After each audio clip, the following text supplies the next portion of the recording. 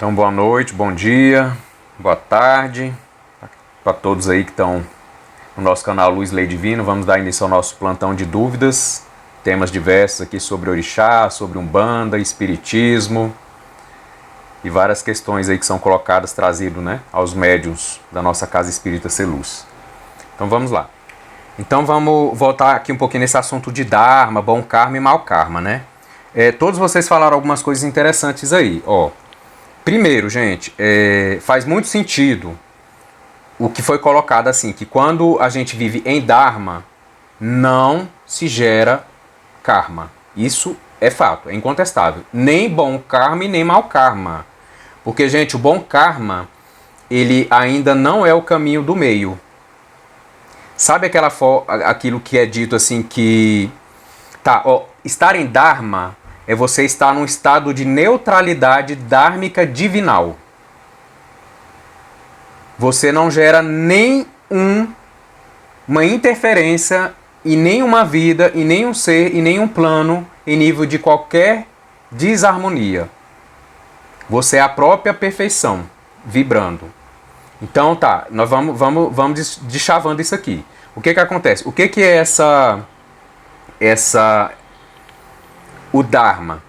Você é a própria lei em movimento. Vamos pensar o seguinte, você passa a ser o reflexo da lei, você passa a ser a própria lei em movimento. A lei, gente, é perfeita, não é perfeita? A própria lei em movimento gera karma? Não. Ela rege os karmas, ela regula os karmas. Aí nós vamos pegar um pouquinho do que o Diego falou, que também tem uma parte interessante. Ninguém está vivendo em pleno mau karma ou bom karma e do nada entra em Dharma. Vai haver os momentos de ensaio. Entende? As transições é como os estados de Samadhi, de Nirvana.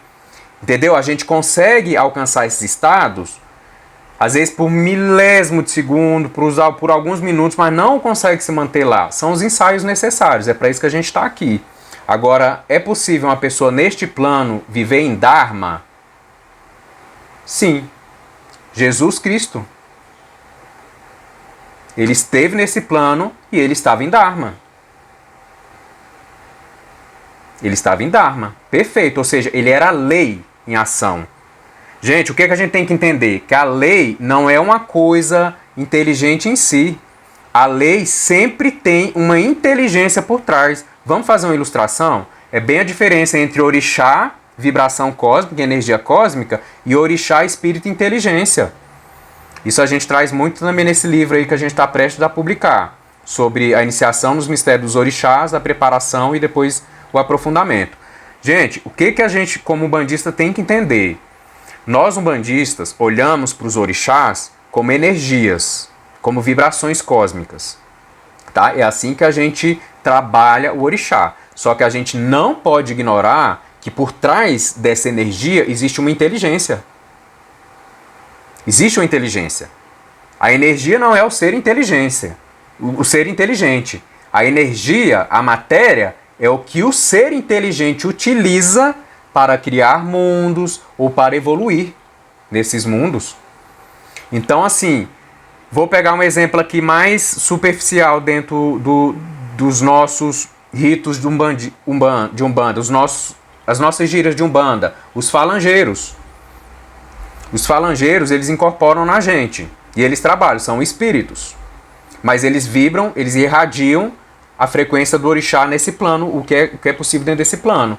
Agora, vocês concordam que o orixá, Oxalá, a gente pode desdobrar? Lembra que quando Olodumare ele criou duas coisas, o espírito e a energia? Então existe Oxalá, vibração cósmica, energia, e existe Oxalá, o espírito que já vibra essa frequência que a gente chama de Oxá. Vocês conseguem compreender isso?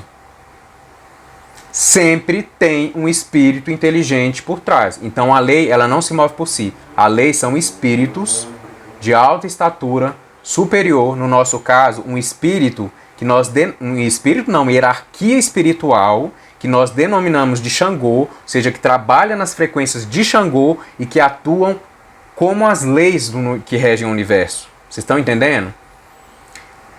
o que é interessante que a gente traz profundamente nesses livros que já já a gente está publicando, que Oxalá, ele é todos os orixás, ele é a completude. Por isso que na Umbanda a gente não incorpora Oxalá. Por isso que na Umbanda, Oxalá fica na parte mais alta do Gongá. Por isso que na Umbanda nós não compreendemos um filho de Oxalá, porque todos nós seríamos filhos de Oxalá. Porque esse planeta, esse mundo, foi criado por Oxalá. Quem nos deu essa oportunidade foi Oxalá. Quem nos acompanha é Oxalá. Então ele seria o nosso primeiro reflexo de pai. Não se esquecendo que ele responde ao Pai maior, que a gente ainda não compreende e que por isso a gente entende nosso Pai Oxalá como nosso Pai, porque é ele que vai nos levar ao nosso Pai absoluto, que a gente ainda não compreende. Lembre que quando Cristo passou na Terra, ele deixou nos textos sagrados escrito: ninguém vai ao Pai senão por meio de mim. Então é isso que a gente precisa compreender. Mas existe dentro dessa dualidade que é universal, dessa polaridade que ela é universal, que ela é uma lei hermética, a dualidade espírito, a dualidade matéria. Então existe uma concepção no contexto de orixá, energia, vibração cósmica. Existe a outra polaridade na outra ponta, que é o Oxalá, como nós compreendemos, dos seres que já vibram, que já irradiam essa energia, que já dominam essa energia, que já criam com essa energia, cocriam, né, os planos, porque criar só do maré. Então assim, a gente tem que entender isso. E Cristo foi um dos seres que em Dharma esteve aqui, o mais superior de todos os seres que já pisou nesse solo terreno, que inclusive foi ele mesmo que criou. Mas Buda foi um outro ser? Sim, e tantos outros iluminados que a gente não conhece, que aqui no Ocidente a gente não conhece e que simplesmente vieram fazer uma tarefa aqui na Terra, ou trazer consciência para esse plano, mas não chegou aos nossos sentidos físicos, vamos dizer. Trouxeram teorias, trouxeram ensinamentos, ou simplesmente vieram canalizar e projetar novas frequências neste plano, porque a frequência não vem do nada. Alguém tem que trazer, como Cristo quando veio. Quando Cristo veio, é por isso que o Cristo é um marco na evolução humana. É por isso que existe um tempo que era contado antes de Cristo e um novo tempo que passou a ser contado a partir do Cristo. Né? Porque a partir dali, a evolução ela passava por uma divisão, por um divisor de águas, né? E um novo nível de compreensão. Então, quando ele incorpora, quando ele encarna no corpo físico, toda a matéria do plano, isso fica bem registrado, tá, gente? Memorizem bem isso. Quando o Cristo teve contato com a matéria desse plano, fisicamente, que ele entrou na fisicalidade, toda a matéria se projetou a um novo grau de frequência. Todos os átomos desse plano, de todos os reinos, entendeu? Começaram a vibrar numa frequência diferenciada. E ele precisou fazer isso para que ele conseguisse continuar trazendo os ensinamentos em outros níveis. E aí ele prometeu o Espírito Consolador, que é o Espiritismo, que nos amplia a nossa consciência de seres em evolução, da reencarnação. Isso já era tratado lá, mas não foi decodificado como Kardec fez. Então é um novo nível, uma nova faixa de compreensão e de evolução humana.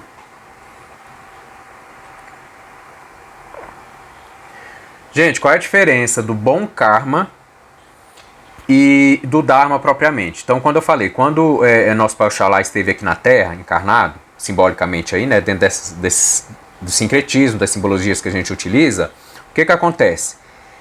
É o que eu falei, estar em Dharma é ser a própria lei em ação. Né? A lei ela é perfeita, ou seja, tudo que ela faz é para gerar consciência, é para gerar amor, é para gerar evolução. Estar em Dharma é isso. Então não é você deixar de agir, de atuar, mas é você atuar de uma forma perfeita. Por que acontece? Quando a gente fala de bom karma, a gente está falando de seres que estão na transitoriedade, né? Ou seja, estão em evolução. A pessoa que está nos planos transitórios de evolução, ela não consegue enxergar as verdades por detrás da ação ou a implicação, a consequência dessas ações dela. Mas quando não é propriamente uma coisa maléfica ou contra a lei, porque, gente, uma coisa é você não estar agindo como a própria lei em movimento. Outra coisa é você agir contra a lei. Vocês compreendem isso, essa diferença? O mau karma é agir contra a lei, contra a evolução, contra o amor, contra o outro, contra a vida, contra a existência. O mau karma é isso. O bom karma é eu estar ensaiando as possibilidades dessa lei. Só que eu não tenho amplitude de visão para saber qual é o melhor efeito que eu posso causar na minha vida ou na vida de alguém, porque eu não tenho essa consciência plena. Então eu não sou a lei em movimento. Então o que é o bom karma? São consequências boas, mas que ainda te mantêm no ciclo kármico. O que a gente precisa entender? Essa realidade que a gente está, dentro da roda de Sansara, ou da roda da fortuna, das experiências evolucionais ou evolutivas, a gente está experimentando as coisas. Só que assim, o karma, mau karma, nos afasta cada vez mais do Dharma. O bom karma nos aproxima de Dharma, mas para a gente estar em Dharma, a gente tem que parar de interferir nas coisas, nos outros, na vida dos outros, no planeta. É por isso que muitas pessoas que falam por que só Jesus foi o único que esteve em Dharma, esteve aqui e agiu efetivamente, ativamente. Porque se a gente analisar bem, até o Buda, quando aqui esteve, e obviamente no Espiritismo a gente não trata do Buda como no esoterismo, nessa linha espiritualista, né, gente? Mas vamos trazer assim, se o Buda, como fala, quando ele entrou em iluminação e entrou em Dharma, ele estava em profunda meditação e dali ele não saiu mais.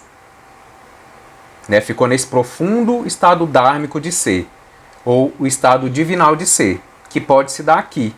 E aí a pessoa passa a se projetar como a própria lei em movimento, tem a visão do todo, tem a visão no todo, porque assim, se a gente for falar dessa visão do todo, está em Dharma, a gente também tem que levar em consideração que quando a gente faz o bem a alguém, vai gerar um bom karma. Só que vocês concordam comigo que a gente faz achando que é bom, mas isso não pode ser muito bom para a pessoa? O que eu quero dizer? Que o karma, o bom karma ou o mau karma, não diz respeito ao outro, diz respeito a mim primeiro. Isso é muito importante da gente entender. Porque o que acontece? Quando eu faço mal, eu acho que vai ficar claro agora para vocês. Quando eu faço mal para alguém, vocês vão entender. No Evangelho, segundo o Espiritismo, tem uma parte que fala bem assim, o mal ele existe. E ele tem que existir de acordo com essa faixa que a gente está. Mas ai daquele que for a causa do mal. Ou seja, a desgraça existe, mas ai daquele que for o causador da desgraça. O que acontece, gente? Quando a gente faz um mau karma, dentro dessa perfeição da lei divina, dos seres que já estão em Dharma, eles conseguem fazer com que esse meu karma só alcance alguém que precisa passar por essa experiência porque tem um mau karma que vibra na mesma frequência do que eu estou gerando. Então olha que coisa doida, a sintonia que a gente já falou.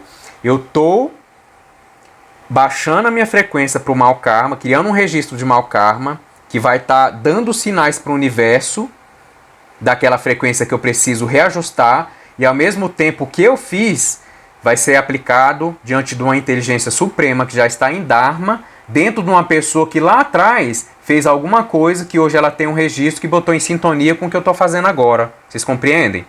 Por isso que não existe nenhuma vítima diante da lei de Deus.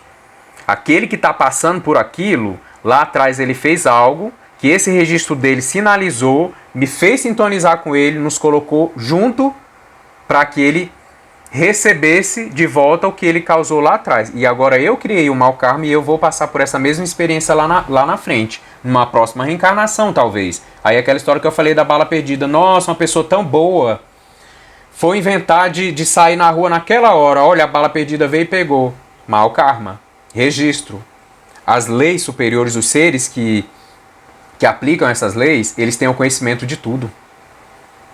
Então eles fazem as conexões dentro da perfeição do ensinamento, dentro da causa e do efeito, da ação e da reação, dentro do princípio do que foi desarmonizado e do que precisa ser reajustado e reharmonizado, ou entrar no processo de reharmonização. Então, o que acontece? O bom karma, a gente se aproxima de Dharma, mas a gente ainda interfere. Quando eu faço a caridade para alguém, estou gerando bom karma. Esses seres, gente, que estão em Dharma e que administram as leis, eles têm consciência do que a gente vibrou, do que a gente gerou. Por isso que o bom karma ou o mau karma tem a ver comigo. Então, dentro da minha capacidade de intelecção, de compreensão das leis, o que eu fiz foi com o mais profundo amor que eu poderia vibrar. Então, eu não toco as leis kármicas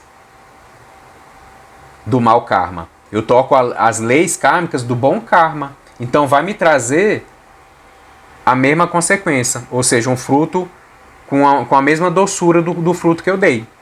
Se é um fruto doce, é um fruto doce que eu vou receber. Se é um fruto azedo, é um fruto azedo que eu vou receber.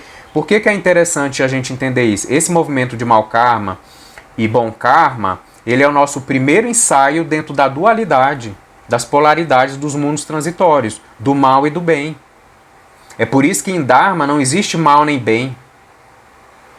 E o que existe é algo além do bem como a gente compreende, porque o bom karma ele está ligado à nossa concepção de bem. E qual é a nossa concepção de bem nesse mundo transitório? Uma vida próspera, que está conectada à nossa materialidade, às coisas materiais. A saúde, que está conectada com o quê? Ao nosso corpo físico, que é o nosso maior bem material. Vocês entendem? Que o bom karma ele está conectado, ele está limitado aos planos materiais. Está em Dharma, está além, sair do ciclo de Sansara. Entende? Você já está em lei, você é a própria lei, você sai do ciclo de Sansara. Então, realmente, Buda, tantos outros iluminados desse contexto mais do Oriente aí, que não toca muito o Espiritismo, porque no Espiritismo, para nós, são seres iluminados, são seres muito evoluídos, são espíritos puros e superiores, ainda que haja hierarquia entre eles. Como a gente entende, trazendo para a nossa Umbanda, que os orixás também eles atendem uma hierarquia, os falangeiros estão abaixo dos espíritos, né, inteligências superiores, que são os demiurgos, os co-criadores, ou seja, os falangeiros são espíritos de alto grau de evolução, mais próximos da gente, que são capazes de trazer a vibração do orixá da forma mais fidedigna para nós umbandistas aqui, né? Então, na incorporação, eles trazem essa vibração. Gente, mas é isso. Karma, bom karma, mau karma, está conectado aos mundos transitórios. A gente precisa dessa dualidade. Quando eu vou em Dharma, eu começo a ir para um novo nível de polaridade ou dualidade, porque é uma lei hermética, é uma lei universal, porém, eu já estou em unidade. É como se, em Dharma, essas polaridades, elas fossem pacificadas dentro de mim. Elas continuam existindo, mas elas estão pacificadas dentro de mim. E o mal, como a gente compreende, ele deixa de existir, porque o mal é ir contra a lei. Então, quando eu estou em Dharma, não existe mais ir contra a lei, porque eu sou a própria lei. Eu estou na unidade, só que as polaridades continuam existindo, só que em níveis inconcebíveis para a gente ainda. Outras realidades. Então, o que é a dualidade nas colônias? O que é a dualidade nos planos acima das colônias espirituais? A gente não compreende ainda, mas ela continua existindo. Ok? Só que sai do mundo das formas e sai dessa dualidade duelista, que no livro Diálogo com a Luz fala também, né? Essa dualidade oposicionista, do bem contra o mal contra o bem, né? Da escuridão, da luz, do dia, da noite. Ou seja, nos planetas felizes não existe os ciclos de dia e noite. Não existe o ciclo de vigília e de dormir. Então, entende que as dualidades elas vão mudando. Essas dualidades que a gente está acostumado são dos nossos planos transitórios, mais densos. Então, isso tem que ficar bem claro. Então, vamos lá. A Solange perguntou do karma coletivo, né? Então, assim, no Espiritismo a gente estuda, isso é bem tranquilozinho. No Espiritismo a gente estuda que existem graus ou níveis de karma, né? Tem o karma individual, tem o karma familiar, tem o karma coletivo. O karma coletivo são vários graus de karma coletivo. O karma familiar é um karma coletivo, né? Um karma familiar é um karma coletivo, mas é uma coletividade menor. Mas tem os karmas de nações, de pátrias, de países. Tem o nosso karma mundial. Todos esses são coletivos. E o que acontece? O meu karma individual, ele está intrinsecamente... Porque assim, como nós somos seres multidimensionais, nós somos seres que coparticipamos de uma mesma realidade, que co-criamos, que influenciamos ou interferimos numa mesma realidade, a gente também não tem como abrir mão desse nível de karma coletivo e mais abrangente. Então não existe ninguém que não tenha seu karma pessoal, que não tenha seu karma familiar, que não tenha seu karma dentro da nação que nasceu, do país que nasceu, dentro da realidade que nasceu. Então todos nós temos todos esses karmas. Só que o que acontece? Os karmas coletivos, eles dizem mais a respeito numa frequência onde vários seres, por causar a mesma... O karma coletivo ele tem uma pegada, por assim dizer, que trata de contextos mais coletivos. Então vamos dar um exemplo aqui. Meio ambiente. Essas catástrofes, assim, isso não é taxativo, isso não é limitativo. Eu estou só trazendo instruções para ver se vocês entendem bem. Então vamos supor pessoas que estão praticando certos desagravos no nosso planeta, nas energias planetárias, na saúde do nosso planeta, na saúde da nossa coletividade. Então essas pessoas estão interferindo em determinados desastres. A espiritualidade reúne essas pessoas no mesmo local. Por exemplo, um avião que vai cair. Como eu falei, esses espíritos que trabalham em Dharma, eles sabem tudo o que vai acontecer, porque são eles mesmos que planejam tudo isso. Então o que acontece? Um avião vai cair, aquelas pessoas que precisam passar por essa experiência, porque essa experiência traz um aprendizado individual ao mesmo tempo e coletivo, porque tudo que é coletivo, ele tem uma parte individual, não dissocia. Porque assim, um avião caindo foi um karma coletivo, mas a gente não tem como ignorar que cada um tem um karma muito específico. Mas também cada um tem um karma que toca o karma do outro, e é aí onde entra a parte coletiva do karma. Então assim, eles são direcionados sim para aquele avião, por isso que assim, quem não tem que estar naquele avião atrasa, perde, dorme, passa mal, qualquer coisa, porque ele não tem que passar por aquela experiência. Mas quem tem que ir, vai estar no avião, vai estar naquela hora e não existe o acaso. Então aí aquele karma coletivo, ou seja, são erros, são atos, ações, causas que essas pessoas criaram, que entram numa mesma frequência, entendeu? Que é coletivamente tratada dentro de uma experiência despertadora e reajustadora. Então é bem assim, o karma coletivo ele traz esse aspecto de registros, né, que são tratados de forma equânime ali, na coletividade mesmo.